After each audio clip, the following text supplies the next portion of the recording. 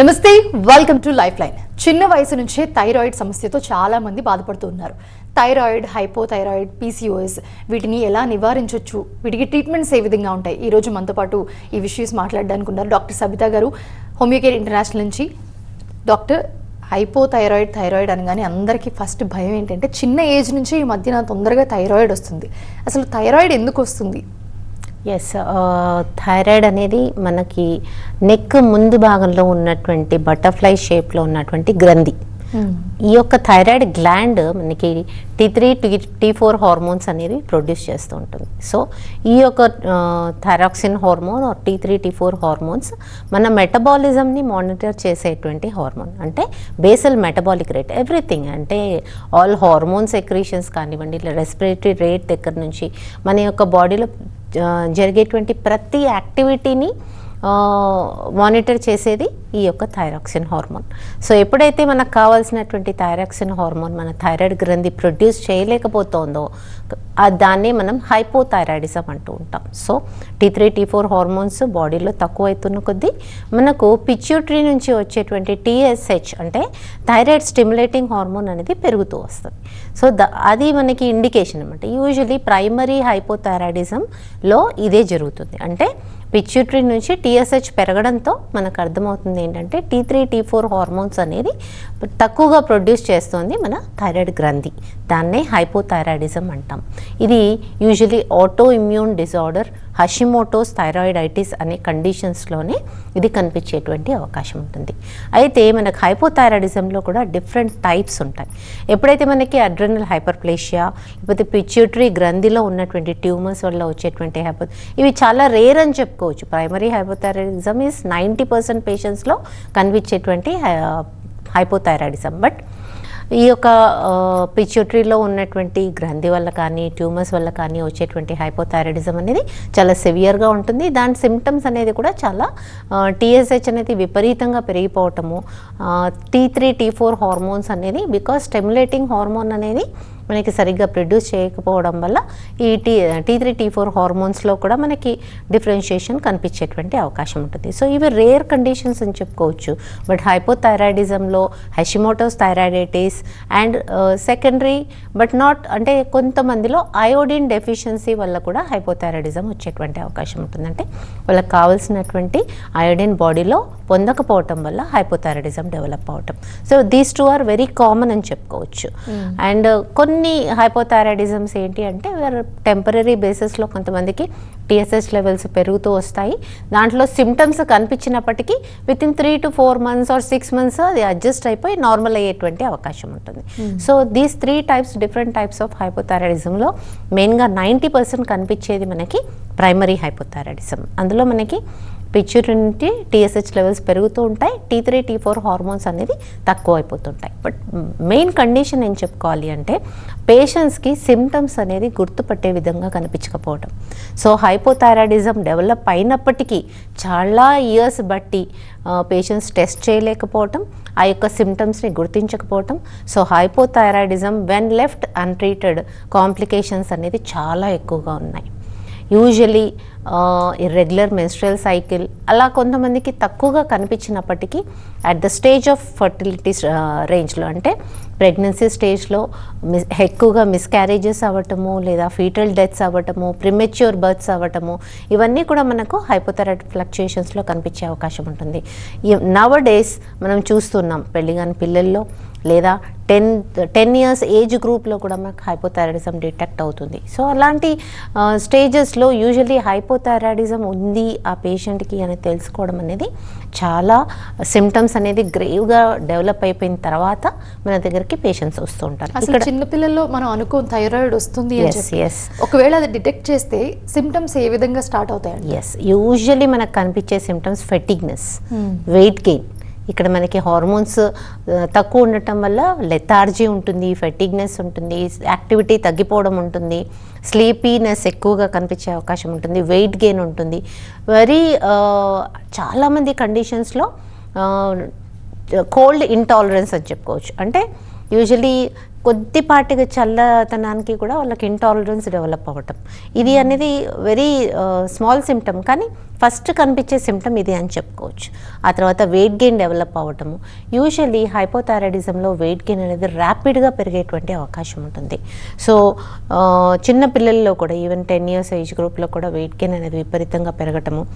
అలాగే కొంతమందికి ఇంకా కాంప్లికేషన్స్ పెరుగుతూ ఉన్న కొద్దీ అనీమియా డెవలప్ అవ్వడం, డ్రై స్కిన్ రావటము, ఫంగల్ ఇన్ఫెక్షన్స్ రావటము, ఇవి ఆర్టికేరియా డెవలప్ అవ్వటము, ఇవన్నీ కూడా కాంప్లికేషన్స్ ఆఫ్ హైపోథైరాయిడిజం. ఇవి కాకుండా డిప్రెషన్, యాంగ్జైటీ, ఇవి కూడా చాలా మందిలో సివియర్ స్టేజ్ ఆఫ్ డిప్రెషన్ వచ్చిన తర్వాత పేషెంట్స్ డాక్టర్ దగ్గర ప్రెజెంట్ అవ్వడం జరుగుతూ ఉంటుంది. వెన్ హైపోథైరాయిడిజం ఈజ్ అన్ట్రీటెడ్, అది నెగ్లెక్ట్ చేసిన కొద్దీ డిప్రెషన్ అనేది కూడా చాలా ఎక్కువ మందిలో కనిపిస్తుంది. డిప్రెషన్ అనేది సివియర్గా, అంటే వాళ్ళు నార్మల్ యాక్టివిటీ చేసుకోలేకపోవడం, నార్మల్గా బిహేవ్ చేయలేకపోవడం, ఇవన్నీ కనిపించేటువంటి అవకాశం హైపోథైరాయిడిజంలో కనిపిస్తూ ఉంటుంది. సో చిన్న పిల్లల్లో కూడా ఈ యొక్క సిమ్టమ్స్ అనేది గుర్తించి త్వరగా మనం డిటెక్ట్ చేసి దానికి ట్రీట్మెంట్ ఇవ్వడం అనేది చాలా ఇంపార్టెంట్ అని చెప్పుకోవాలి. సో హైపోథైరాయిడిజం ఏ లెవెల్లో ఉంది, యూజువల్లీ స్టార్టింగ్ స్టేజెస్లో మనం కనుక్కున్నట్టయితే కనుక TSH లెవెల్స్ 10 లోపల ఉంటూ ఉంటాయి. బట్ మన దగ్గర patients usually TSH levels above 100 ఉన్నటువంటి కేసెస్ వస్తూ ఉంటాయి. సో ఈ యొక్క కేసెస్ మనం చెప్పుకోవచ్చు ఇయర్స్ టుగెదర్ వాళ్ళు సఫర్ అవుతూ ఉన్నారు, సిమ్టమ్స్ వాళ్ళు గుర్తించలేకపోయారు, కాంప్లికేషన్స్ డెవలప్ అయిపోయిన తర్వాత వాళ్ళు వస్తూ ఉంటారు. సో ఇది ఇమ్మీడియట్గా ఫస్ట్ స్టేజ్లోనే ట్రీట్మెంట్ తీసుకోవాల్సినటువంటి అవసరం ఉంటుంది. వెయిట్ గెయిన్ అవుతున్నటువంటి పిల్లలలో ఇమ్మీడియట్గా థైరాయిడ్ టెస్ట్ చేయించండి. అనీమియా అంటే హిమోగ్లోబిన్ లెవెల్స్ తగ్గిపోతున్న వాళ్ళలో థైరాయిడ్ టెస్ట్ చేయించండి. మెన్సెస్ ఇర్రెగ్యులారిటీ కనిపిస్తున్నటువంటి ఎనీ టీనేజర్స్ కానీ వెరీ ఫాస్ట్గా అంటే 1-2 months ఇర్రెగ్యులారిటీలోనే థైరాయిడ్ టెస్ట్ అనేది చేయించుకోవాల్సినటువంటి అవసరం ఎంతైనా ఉంటుంది. అలాగే కొంతమందిలో depression symptoms, OCD, depression, sleeplessness, ఆకలి తగ్గిపోవటము, యూజువల్లీ హైపోథైరాయిడిజంలో లెథాజీ, ఫటీగ్నెస్ అంటే నార్మల్ యాక్టివిటీ చేయలేకపోవడం, నార్మల్ పనులు చేసుకోలేకపోవడం కూడా కనిపించేటువంటి అవకాశం ఉంటుంది. ఇలాంటి సిమ్టమ్స్ కనిపించినప్పుడు ఇమీడియట్గా T3, T4, TSH thyroid profile అనేది చేయించుకోవడం అనేది చాలా ఇంపార్టెంట్. సో ఇక్కడ మనకి ఫాస్టింగ్ ఇన్సులిన్ పెరగడం కూడా ఒక కండిషన్లో చూస్తూ ఉంటాం hypothyroid. So or insulin resistance పెరగటం, ఇవి రెండు కూడా మెటబాలిక్ డిసార్డర్స్ అని చెప్పుకోవచ్చు. సెడెంటరీ లైఫ్ స్టైల్, వాళ్ళు తీసుకునేటువంటి ఆహారం లేదా ఒబిసిటీ, ఇలాంటి కండిషన్స్లో కూడా మనకి ఫాస్టింగ్ ఇన్సులిన్ పెరగటం, దానివల్ల హైపోథైరాయిడ్. బికాస్ ఇక్కడ బేసల్ మెటబాలిక్ రేట్ తగ్గిపోతూ ఉంటుంది, ఫీబుల్ హార్ట్ రేట్ ఉంటుంది, బ్లడ్ ప్రెషర్ తగ్గిపోవడం ఉంటుంది, అలాగే కొంతమందికి బ్రెత్లెస్నెస్ వచ్చేటువంటి అవకాశం ఉంటుంది. సో ఇవన్నీ కూడా మనకి హైపోథైరాయిడ్ సిమ్టమ్స్ అని చెప్పుకోవచ్చు.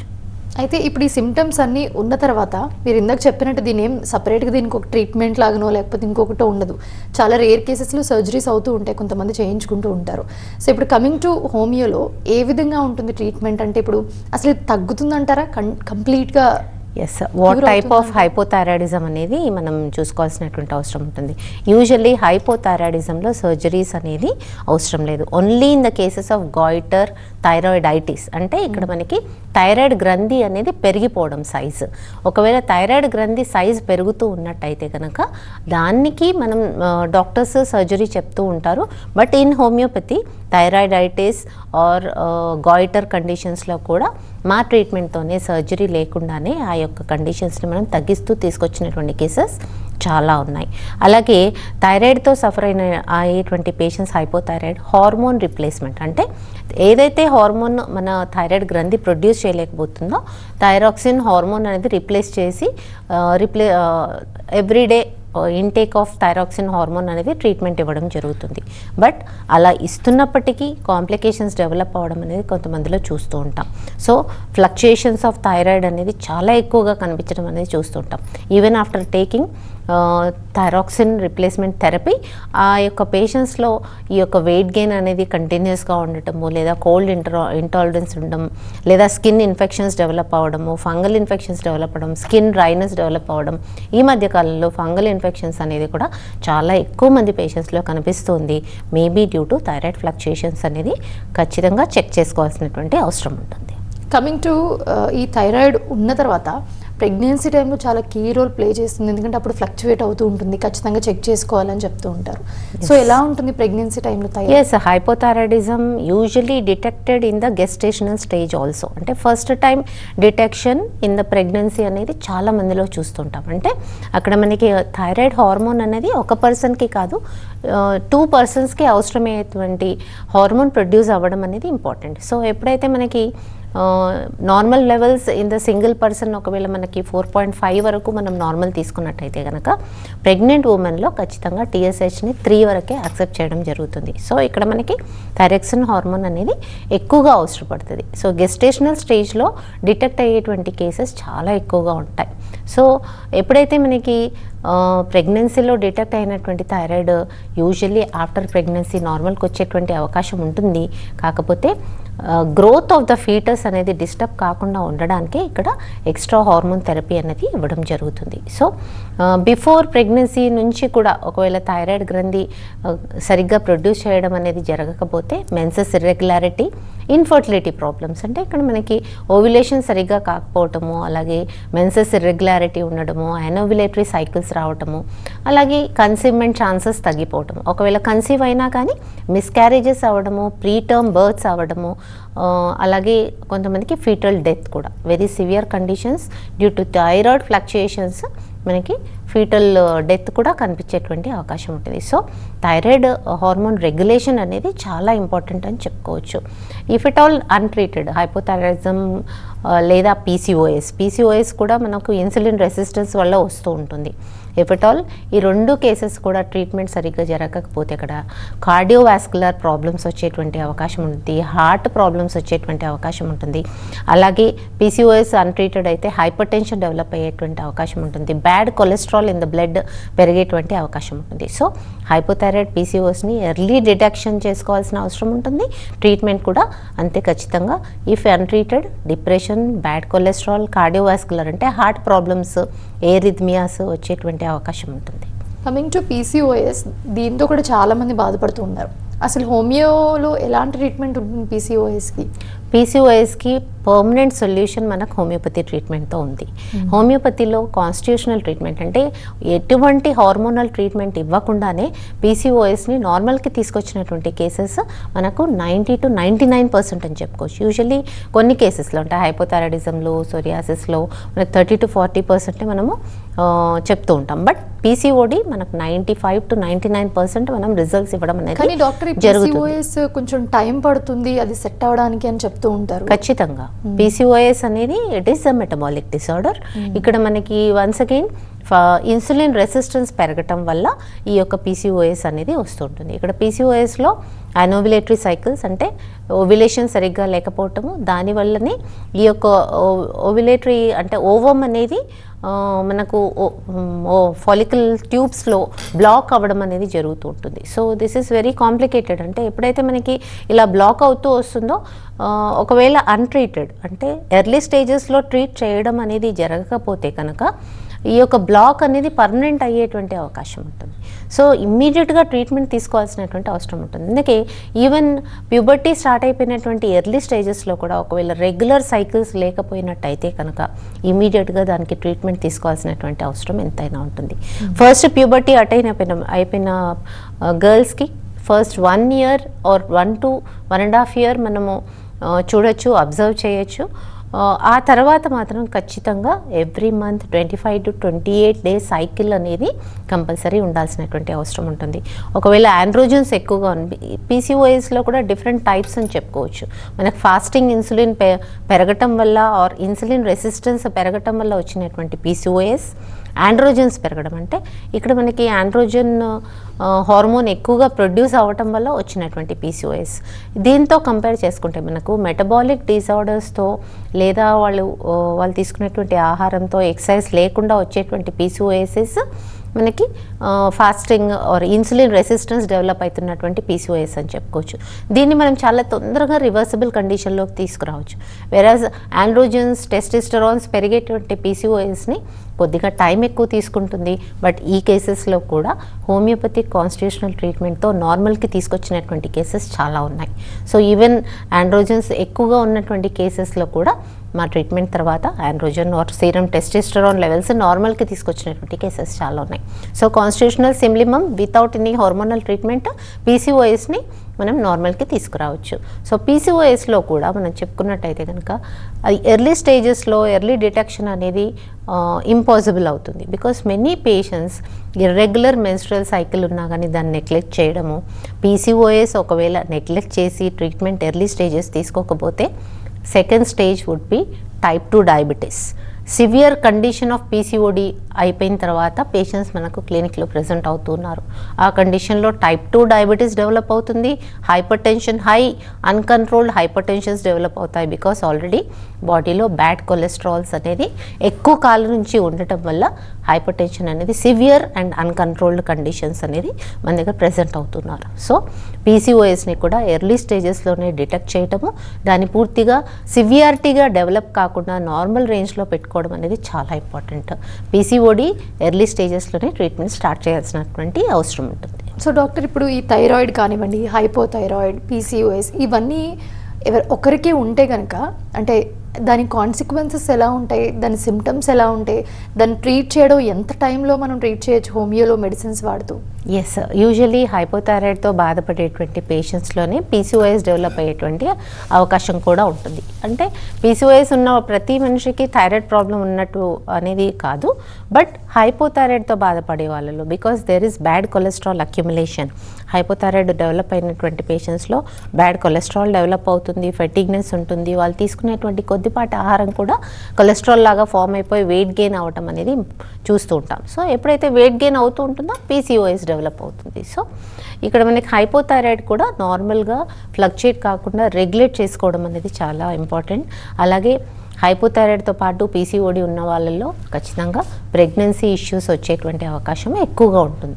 అలాగే ఇర్రెగ్యులర్ మెన్స్ట్రువల్ సైకిల్, యానోవ్యులేటరీ సైకిల్స్, అంటే ఇక్కడ మనకి సైకిల్స్ వచ్చినప్పటికీ ఇక్కడ ఓవ్యులేషన్ అనేది జరగకపోవడం, దీన్ని కూడా మనం మానిటర్ చేసుకోవాల్సినటువంటి అవసరం ఉంటుంది. ఎప్పుడైతే cycle is not 25 or 28 days cycle, ఈ సైకిల్ ఒకవేళ 40 days సైకిల్, 60 days సైకిల్ ఉన్నా కానీ ఇవి యానోవ్యులేటరీ ఉండవచ్చు. దాంతో కూడా మీకు పీసీఓడి ఎర్లీ డిటెక్షన్ అనేది ఇంపాసిబుల్ అయ్యేటువంటి అవకాశం ఉంటుంది. Because you are getting menstrual cycles, మీరు పీసీఓడి ఉండకపోవచ్చు అనుకుంటారు. సో ఇలాంటి ఇర్రెగ్యులర్ సైకిల్స్ ఉన్న వాళ్ళు కూడా ఎర్లీ డిటెక్షన్ ఆఫ్ పీసీఓఎస్ చేసుకోవడం అనేది చాలా ఇంపార్టెంట్. పీసీఓఎస్ని ఎర్లీ డిటెక్ట్ చేసి దాన్ని సివియారిటీ పెరగకుండా చూసుకోవడం కూడా చాలా ఇంపార్టెంట్. బికాస్ ఇందులో కూడా ఇర్రివర్సిబుల్ చేంజెస్ వచ్చేటువంటి అవకాశం ఉంటుంది. బికాస్ కొలెస్ట్రాల్ లెవెల్స్ అనేది పెరుగుతూ ఉంటే ఎక్కువ ఇయర్స్ కొద్దీ మనకు బాడీలో బ్యాడ్ కొలెస్ట్రాల్ ఉన్నట్టయితే కనుక అన్కంట్రోల్డ్ హైపర్ టెన్షన్ అనేది సివియర్గా ఉండే అవకాశం ఉంటుంది. వన్స్ అగైన్ కార్డియోవాస్కులర్ అంటే హార్ట్కి సంబంధించినటువంటి ప్రాబ్లమ్స్ కూడా ఎక్కువ అయ్యేటువంటి అవకాశం ఉంటుంది. ఇప్పుడు కమింగ్ టు ఫుడ్, ఎలాంటి ఫుడ్ డైట్ చేయాలి? ఇప్పుడు ఈ ప్రాబ్లమ్స్ ఉంటాయి, థైరాయిడ్ ఉంటే డాక్టర్ చాలా ఫుడ్ అవాయిడ్ చేయమని చెప్తూ ఉంటారు. నిజంగానే అవాయిడ్ చేయొచ్చా? ఇప్పుడు హోమియోలో వచ్చినప్పటికీ కొన్ని ఫుడ్స్ అవాయిడ్ చేయాలని చెప్తారు. ఎలా ఉంటుంది అసలు కంబైన్గా ట్రీట్మెంట్? హోమియోపతిలో మనకి ఏ ఫుడ్ కూడా అవాయిడ్ చేయాల్సినటువంటి అవసరం లేదు ఫర్ మెడిసిన్స్. బట్ హైపోథైరాయిడ్ కండిషన్లో ఇక్కడ ఏమవుతూ ఉంటుందంటే వెయిట్ గెయిన్ అనేది ర్యాపిడ్గా ఉంటుంది. సో ఇక్కడ వెయిట్ గెయిన్ ర్యాపిడ్గా ఉన్నప్పుడు వాళ్ళు తీసుకునేటువంటి ఆహారం కొద్దిపాటిగా అంటే పొటాషియం రిచ్ ఫుడ్స్ అవన్నీ కూడా తగ్గించుకోవాల్సినటువంటి అవసరం ఉంటుంది. బికాస్ పొటాషియం రిచ్ ఫుడ్స్ వచ్చేసి మనకి బనానా ఉంటుంది, cabbage, cauliflower, these are very cruciferous foods, very important for health of our anti inflammatory properties ఉంటాయి. కానీ బికాస్ పొటాషియం లెవెల్స్ ఎక్కువ ఉంటాయి కనుక ఇలాంటి ఫుడ్స్ హైపోథైరాయిడ్లో కొంచెం అవాయిడ్ చేస్తూ ఉండాలి అని చెప్తూ ఉంటాం. హై ప్రోటీన్స్ కూడా యూజువలీ సోయా లేదా వెరీ హై ప్రోటీన్స్ ఎక్కువ ఇంటేక్ తీసుకుంటే కూడా హైపోథైరాయిడ్ లెవెల్స్ పెరిగేటువంటి అవకాశం ఉంటుంది. సో ఇదంతా కూడా మనకి వెయిట్ గెయిన్ అవ్వకుండా ఉండేట్టుగా చూడడానికి ఈ యొక్క ఫుడ్స్ని అవాయిడ్ చేయమని చెప్తూ ఉంటారు. నాట్ ఓన్లీ ఫుడ్, మీరు తీసుకునేటువంటి ఆహారము, ఎక్సర్సైజ్, ఇన్పుట్ అవుట్పుట్ చూసుకోవాల్సినటువంటి అవసరం ఉంటుంది. అలాగే వీక్లీ 5 days ఖచ్చితంగా 1 hour ఎక్సర్సైజ్ అనేది ఇంపార్టెంట్. అలాగే పీసీఓఎస్ డెవలప్ అవుతున్న వాళ్ళకు కూడా compulsory they have to regular their sedentary lifestyle. అంటే సెడెంటరీ లైఫ్ స్టైల్ ఉంటే కనుక ఈ ఎక్సర్సైజ్ రెజిమ్ అనేది ఫాలో అవుతూ వాళ్ళు తీసుకునేటువంటి ఆహారంలో హై గ్లైసెమిక్ ఇండెక్స్ ఉన్నటువంటి ఆహారం తీసుకోకుండా, అంటే లైక్ వైట్ ఫ్లోర్స్ ఎక్కువగా, వైట్ రైస్ ఎక్కువగా తీసుకోకుండా lot of whole serials and fibre food అంటే వెజిటబుల్స్, ఫ్రూట్స్, సాలెడ్స్ ఇవి ఎక్కువగా తీసుకున్నట్టయితే కనుక పీసీఓఎస్ని కొద్దిపాటిగా కంట్రోల్ చేసేటువంటి అవకాశం ఉంటుంది. But anyways, even though you are taking all these foods, ఒకవేళ ఆండ్రోజన్స్ ఎక్కువ ఉన్నట్టయితే కనుక that should be monitored primarily. So androgens, testosterones అనేది ఖచ్చితంగా నార్మల్కి తీసుకురావాల్సినటువంటి అవసరం ఉంటుంది. అప్పుడే మనకి వెయిట్ గెయిన్ అనేది కంట్రోల్కి వచ్చేటువంటి అవకాశం ఉంటుంది. If androgens are more, if fasting insulin is more, even though you're dieting, even though you're exercising, మీరు వెయిట్ గెయిన్ అనేది ఆపలేని పరిస్థితి ఉంటుంది. సో ఖచ్చితంగా ఇవన్నీ మానిటర్ చేస్తూ, మీ హార్మోన్ లెవెల్స్ మానిటర్ చేస్తూ, దాన్ని కరెక్షన్ చేస్తూ మీరు తీసుకునేటువంటి ఫుడ్ని రెగ్యులేట్ చేసినట్టయితే కనుక మీ యొక్క వెయిట్ గెయిన్ అనేది పెరగకుండా ఉండే అవకాశం ఉంటుంది. యూజువల్లీ పీసీఓఎస్లో వెయిట్ గెయిన్తో పాటు యాక్నీ డెవలప్ అవ్వటము, hirsutism, hair on the upper lip, hair on the chin and body hair develop అవ్వడము, యాక్నీ కూడా సివియర్గా ఫేస్లోనే కాకుండా షోల్డర్స్లో, బ్యాక్లో డెవలప్ అవ్వటం అనేది చూస్తూ ఉంటాం. So these are severe symptoms అని చెప్పుకోవచ్చు పీసీఓడిని. ఈ యొక్క సిమ్టమ్స్ ఉన్నట్టయితే కనుక డిటెక్ట్ చేయొచ్చు. బట్ కొంతమందిలో రెగ్యులర్ సైకిల్స్ వస్తూ ఇలాంటి సిమ్టమ్స్ లేకుండా వెరీ నామినల్ వెయిట్ గెయిన్ ఉన్నటువంటి కేసెస్లో కూడా పీసీఓడి ఆర్ పీసీఓఎస్ ఉండటం, దాంతోపాటు ఈ యొక్క కాంప్లికేషన్స్ అనేది డెవలప్ అయినటువంటి కేసెస్ చూస్తూ ఉన్నాం. So early detection of hypothyroidism, early detection of PCOS అనేది చాలా ఇంపార్టెంట్. సో ఇప్పుడు కమింగ్ టు ట్రీట్మెంట్, నార్మల్గా మనకి థైరాయిడ్ హైపోథైరాయిడ్ ఉంటే మనకి ఇంత ఎంజీ వాళ్ళకు ఉండే దాన్ని బట్టి 25, 50 అని ఇస్తారు కదా డాక్టర్. నార్మల్గా అయితే అవి యూజ్ చేస్తారు రెగ్యులర్గా. సో అవి కొన్నిసార్లు బ్యాలెన్స్ అవుతుంది, కొన్నిసార్లు స్ట్రెస్ వల్లనో లేకపోతే అది పెరగడం తగ్గడం కూడా అవుతుంది. సో కమింగ్ టు హోమియోకేర్ ఇంటర్నేషనల్లో అసలు ఎలా ఉంటుంది, ఎలాంటి మీరు మందులు ఇస్తారు, ఎలా వేసుకోవాలి, అవి దాని ప్రొసీజర్ ఎలా ఉంటుంది? Good question. ఇక్కడ మనకి హైపోథైరాయిడ్తో బాధపడే వాళ్ళల్లో వాళ్ళ యొక్క హార్మోన్ తక్కువ ఉంటుంది. సో వాళ్ళు బయట నుంచి థైరాక్సిన్ హార్మోన్ అనేది తీసుకుంటూ ఉంటారు. సో పీపుల్ టేకింగ్ 25 mcg, వాళ్ళ టీఎస్హెచ్ లెవెల్స్ ఒకవేళ 5 లోపల ఉన్నట్టయితే కనుక okay, that medicine is sufficient. కానీ సమ్ టైమ్స్ ఏమవుతుంది, మన బాడీ యాక్టివిటీ తగ్గడంతో కానివ్వండి, మనం కొన్ని టైప్స్ ఆఫ్ ఫుడ్స్ తీసుకోవడం వల్ల కానివ్వండి, కొన్నిసార్లు టీఎస్హెచ్ లెవెల్స్ పెరిగిపోవడం, అంటే వాళ్ళకి కావాల్సినటువంటి హార్మోన్ అది 25 mcg సరిపోకపోవడం. సో ఇక్కడ మనకి హోమియోపతి కాన్స్టిట్యూషనల్ ట్రీట్మెంట్ తర్వాత మీ యొక్క థైరాయిడ్ గ్రంథి స్టిమ్యులేట్ చేయడం జరుగుతుంది. సో థైరాయిడ్ గ్రంథి ఇలాంటి అవసరం వచ్చినప్పుడు మీ యొక్క హార్మోన్ని ప్రొడ్యూస్ చేయడం అనేది జరుగుతుంది. దట్స్ వై హోమియోపతి ట్రీట్మెంట్ తీసుకున్న తర్వాత within 2 to 3 months TSH levels అనేది ముందు 8, 10 చూపించినటువంటి కేసెస్లో కూడా 5 లోపల చూపిస్తూ ఉంటుంది.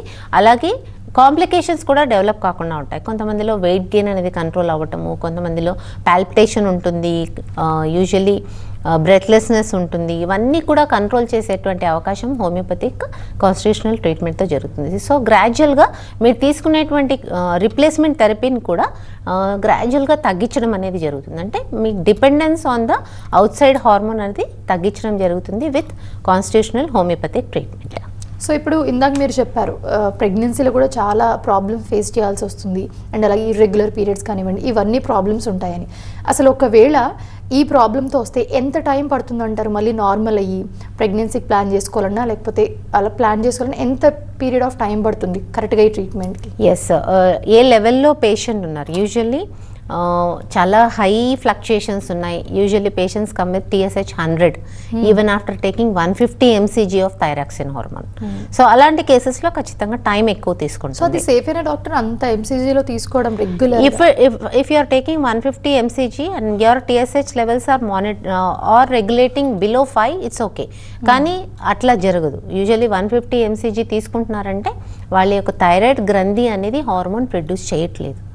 సో దాన్ని మనము రెగ్యులేట్ చేస్తూ ఆ యొక్క థైరాయిడ్ గ్రంథిని స్టిమ్యులేట్ చేసి మన హోమియోపతి కాన్స్టిట్యూషనల్ ట్రీట్మెంట్తో వాళ్ళకి నార్మల్గా ప్రొడ్యూస్ చేయడం ఎప్పుడైతే జరుగుతుందో అప్పుడు ఖచ్చితంగా ఈ 150 mcg అవసరం లేకపోవచ్చు. సో దానికి టైం ఎక్కువే తీసుకుంటుంది ఇలాంటి కండిషన్స్లో. Even like for example people taking 25 mcg, 50 mcg tablet, they are TSH levels are 8, 10. ఇలాంటి కేసెస్లో ఫస్ట్ 1 ఇయర్లోనే మానిటర్ చేయడం జరుగుతుంది. టీఎస్హెచ్ లెవెల్స్ నార్మల్కి వస్తాయి. వాళ్ళకున్న కాంప్లికేషన్స్ అన్నీ కూడా తగ్గేటువంటి అవకాశం ఉంటుంది. వెయిట్ గెయిన్ పెరగడం కానీ, మెన్సెస్ ఇర్రెగ్యులారిటీస్ అనేది కరెక్ట్గా రెగ్యులరైజ్ అవ్వడం కానివ్వండి. So it depends upon the condition. Like థైరాయిడ్తో బాధపడుతున్న వాళ్ళు, అలాగే పీసీఓఎస్తో బాధపడుతున్న వాళ్ళు కొంచెం టైం ఎక్కువ తీసుకుంటుంది. అది సివియర్ కండిషన్ కాకముందే స్టార్టింగ్ స్టేజెస్లో వచ్చినట్టయితే కనుక రెస్పాన్స్ అనేది ఫాస్ట్గా కానీ ఒక చిన్న డౌట్ డాక్టర్, ఇప్పుడు ఏదైతే వెయిట్ గెయిన్ అవుతారో అది థైరాయిడ్ ఉన్న వాళ్ళు వెయిట్ నార్మల్కి రావడం చాలా కష్టం అని అంటారు, ఎంత వర్కౌట్ చేసినా ఏం చేసినా. సో ఇప్పుడు కమింగ్ టు హోమియోలో వాళ్ళు ఒక్కసారి స్టార్ట్ చేసిన తర్వాత ఇవన్నీ సెట్ రైట్ అయ్యి నార్మల్కి వచ్చిన తర్వాత వెయిట్ మళ్ళీ తగ్గుతారు? ఖచ్చితంగా తగ్గుతారు. ఎప్పుడైతే టీఎస్హెచ్ హార్మోన్ మనకి బిలో 3 వస్తూ ఉంటుందో అప్పుడు వెయిట్ గెయిన్ కూడా అంత ర్యాపిడ్గా పెరగకపోవడం, ఉన్న వెయిట్ కూడా తగ్గడం అనేది జరుగుతుంది.